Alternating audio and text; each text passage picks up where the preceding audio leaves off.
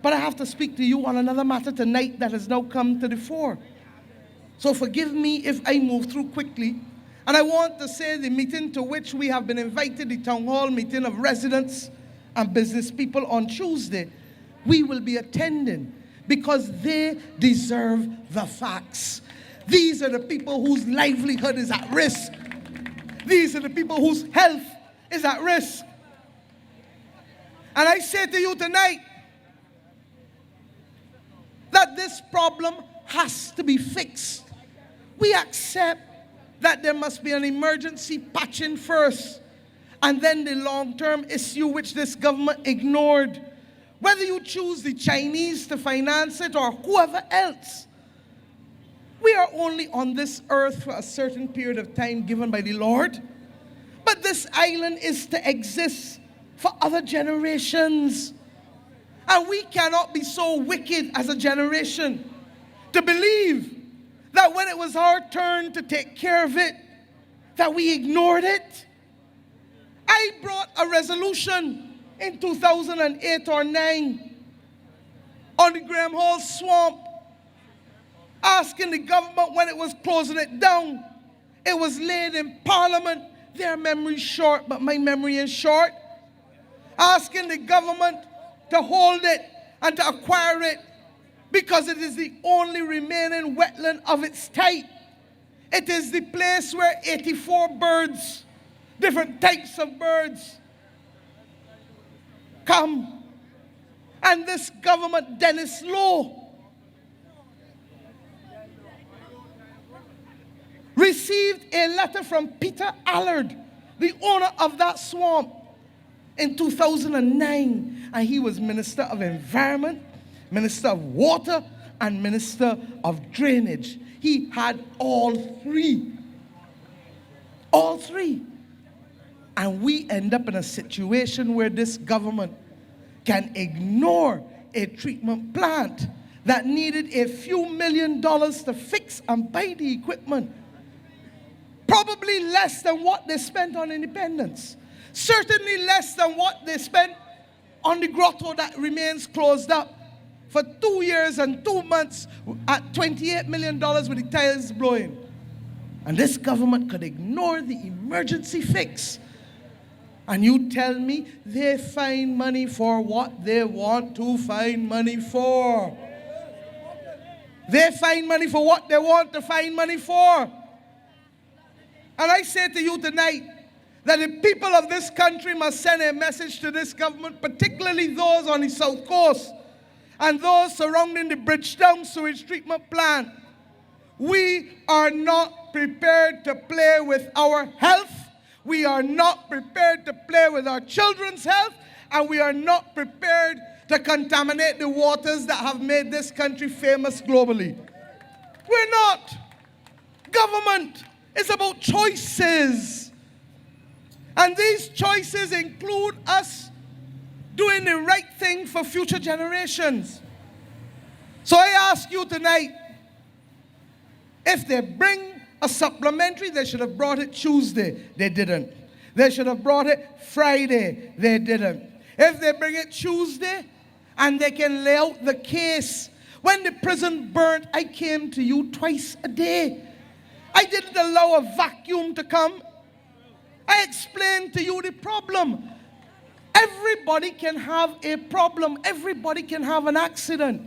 But it is how we deal with it that distinguishes true leadership or what pretends to be leadership in this country. And I say tonight that it is a duty for the people of Barbados to call on this government to provide not only the emergency fix, but also the permanent fix for the Bridgetown, the South Coast, and the West Coast sewage project, because that is our duty to our children, our grandchildren, and to those not born yet. It is our duty to our health. But if that was the only thing I came here tonight to talk about, it would have been sufficient. But the truth is, there are a number of other things. I'm not going to get into the sale of the Barbados National Terminals Company Limited, although I wanted to talk to you about that tonight. I will leave that for another day. And I will have a series of questions for the Minister of Energy and the Minister of Finance, because we will be rolling back the clocks of time. We inherited a government in this country that had to take away and reverse a 15% return on capital for Mobil as a sole refinery. And this government has to answer you some questions about what they are consolidating in your name. And I'm not going to tell you about the $10 million or more in legal and other fees for that transaction tonight, because it is too much for me to deal with tonight.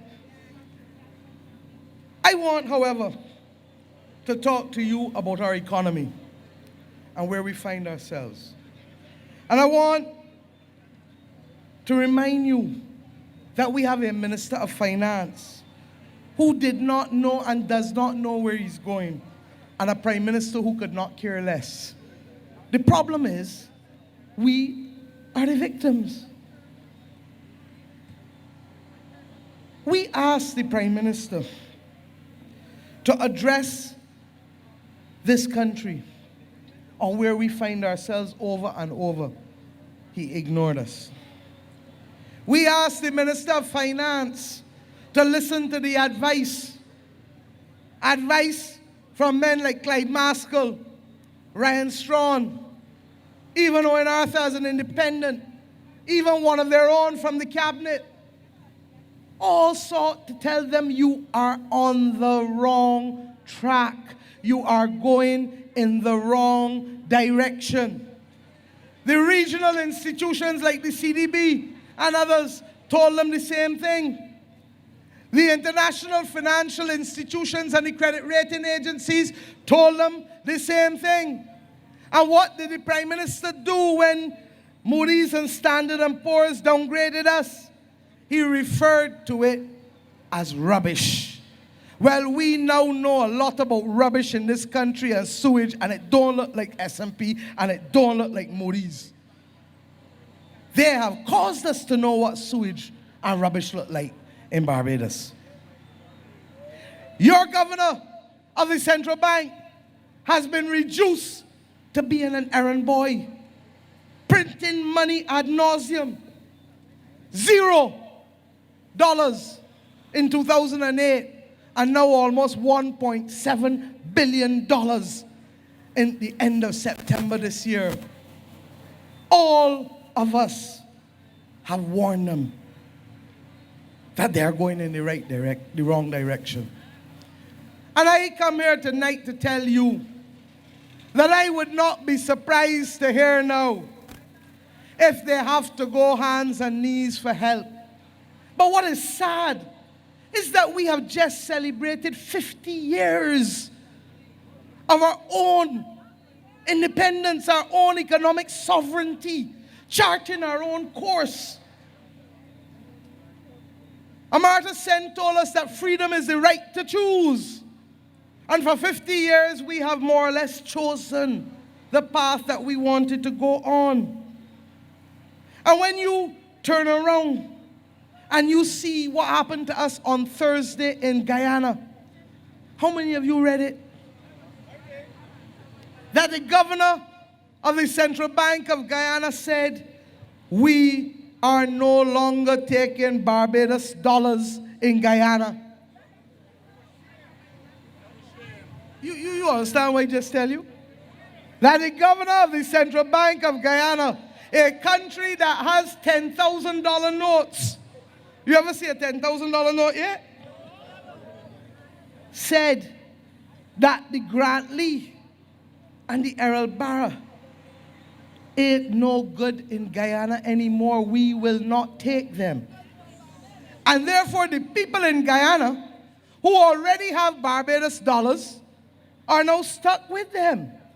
And they will do the natural thing that most people do. They will try to get somebody to buy it off of them, even if it is not at face value. In other words, even if they create, the person buying it makes a profit trying to solve the problem of the man in Guyana. This is what Barbados has been reduced to. And I don't know how many of you remember, in 1991, and Marsha, you too young for this, I was in the Senate. And just before we went to the IMF, the Guyanese stopped taking our currency then. How many of you remember that, Clyde? That the Guyanese stopped taking our currency in 1991, just before Barbados and Mr. Sandyford under the Dems went to the IMF. What concerns me, ladies and gentlemen, is that how in all good conscience can we have a Prime Minister and a Minister of Finance that refuses to talk to the people of this country? They put us in this ditch. Nobody else but them. You heard Ryan talk tonight about we must be the only country claiming the international recession. But I have shown you the kind of recklessness over and over, and others, Clyde and others on this platform. But they want you now to believe that having put us in this ditch, that they can come selfishly and wantonly and prescribe medication for us. But I have come here tonight to say that trust must be at the center of all that we do. If we don't trust the words of our ministers, if we don't trust the words of our prime ministers, if we don't trust the words of one another, we can go nowhere together. And I cannot believe that their practice of a government of deception, lies, and propaganda ushered into in the last election. The government that told you no layoffs, no university fees, no sell-off of assets. And what did you get? 3,000 people laid off. University fees charged. And BNTCL, which I will talk about another night, being sold along with other assets being lined up. They told you that you could believe them on Clico, and 9 years later, you still cannot. They told you that there was nothing amiss about Cahill. This is a government, yes, Adrian, of deception, lies, and propaganda. And I say to you tonight that it is all right for them to play politics when they are ready. But there comes a time in the affairs of a nation when the truth must be spoken. And when the truth is all that matters to build trust. I don't want to hear the Prime Minister and the Minister of Finance telling us that they want to solve our problems. I am saying to them tonight, tell us how bad it is. Tell us how bad it is. Tell us what you are doing or have already done in our name. Because it is not for me, the leader of the opposition, to tell this country, but it is for me to make sure that the people of this country are told. And I say to you tonight in all sincerity, I say to you that if things are being done in our name, if things have been done in our name, that you have a duty to come to the people of this country and tell us the truth and tell us how bad it is. And I say to you that I am prepared to wait for them to tell you, because that is the least that they must do as those who lead this country. And for those who say, well, why wait? I take comfort from the words of Isaiah. I do. That those who wait upon the Lord shall renew their strength. That they shall mount up with wings like eagles. That they shall run and not be weary. And that they shall walk and not faint. They made me wait for Clico. They said I should be punished with laughter then. We waited, you found out. They made me wait for KL. We waited and you found out. They made us wait on the water. They denied it. And only when we were able to bring and to show that almost 1/3 of the population of this country for almost 14 months have been without water, have they now accepted that Barbados is in a national water crisis and giving out desal plants at will? So I am prepared to wait. But I say this to you, that whenever they tell you what they have to tell you, whenever they tell you that something major is amiss, that something major is coming, I ask you to meet me in Hero Square within 48 hours of them telling you what they tell you. Because it is not for you to be ignored. Power comes from the people. And the people always have more power than the people in power. And I say to you that no men who put us in this ditch can get me out of it. No man who prescribed the wrong medication can give me now the assurance that they can suddenly make me well. And I say to you tonight that the only decision can be the decision of the people. And let us be real. If the people say that they want them again, I will be disappointed, but we will respect it. But what must never, in the name of Grantley Herbert Adams, what must never, in the name of Errol Walton Barrow, be done in this country is to take for granted the mandate of the people, because this Democratic Labour Party got no mandate in 2013. They lied to the people. They robbed an election. And I say to you, that if the fate that is theirs has now hit them, come to the people and tell the people what you are doing or what you have done in their name. And I hope that those who have propped up this administration, this government, and who have done so out of greed and singular self-interest, I hope that they understand that whatever it is hits all of us at the same time, and that it will splash like the sewage on all of us.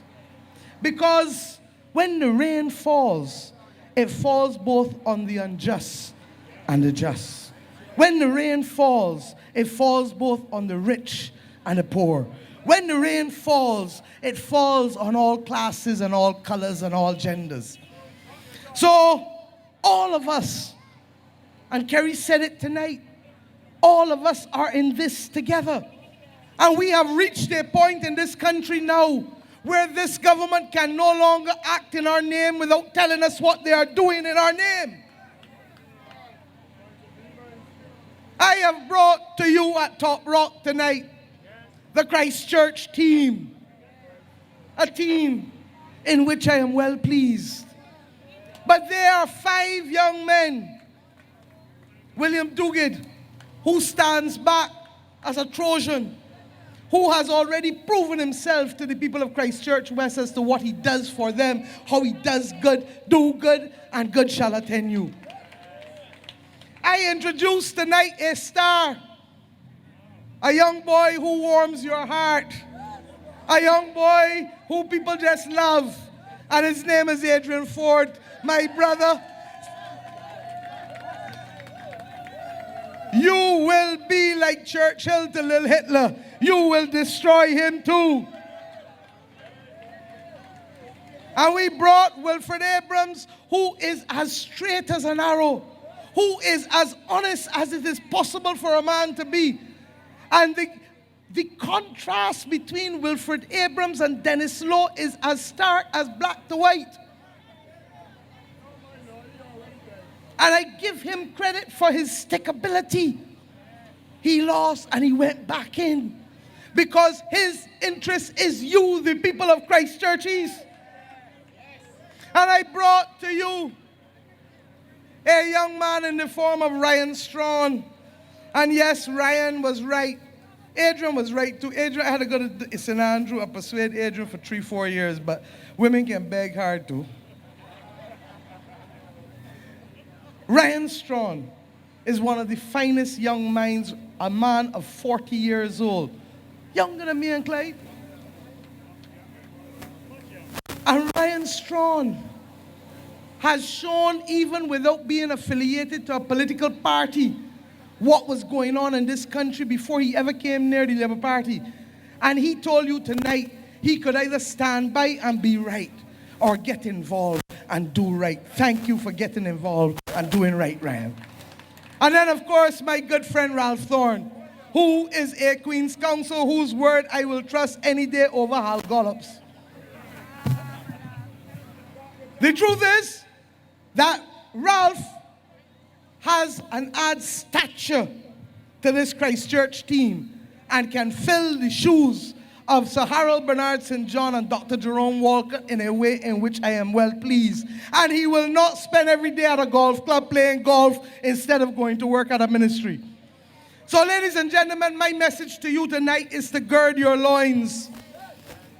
I have a team of 29 others with integrity. The chairman of the party has had to travel on behalf of the party tonight, and he's asked me to extend the best Christmas wishes to you on his behalf.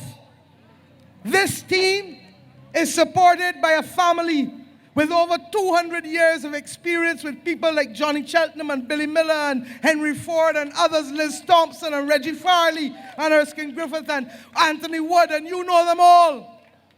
Because we take our job seriously, and we understand that when you see strange things coming in the coming weeks, strange things in the coming days and weeks, you can do it and face it, comforted in the knowledge that the Barbados Labour Party will bring hope to this country and will restore this country to a country that can punch above its weight again. That the Barbados Labour Party can restore this country to the glory where it can be a leader among equals. And I say to you, have as good a Christmas as it is possible to have under these men in this government. But prepare for 2017, because 2017 will mean that the countdown to your worst nightmare being over and the countdown to your best tomorrow is at hand, because it shall be 1 year and 1 year only thereafter. We need you in this fight. Get some rest at Christmas. Merry Christmas, and have a wonderful New Year working with us. Have strength, faith, and whole strain in 2017. Good night and God bless.